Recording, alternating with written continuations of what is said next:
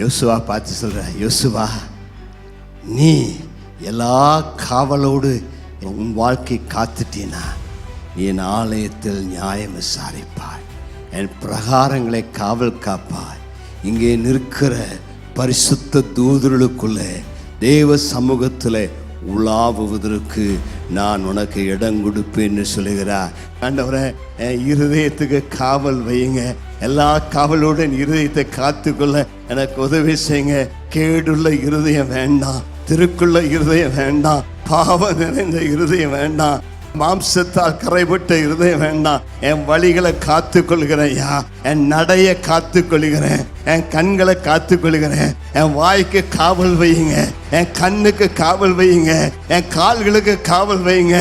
அசுத்தமான வழியில நடக்காதபடி என் கால்களை ஆண்டவரே காவல் வைத்து நடக்க எனக்கு கிருபை தருவீராக.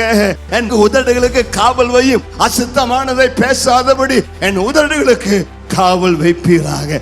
அப்பொழுது நான் தேவ சந்நிதியில் நிற்பேன். கர்த்தருக்கு மகிமை உண்டாவதாக.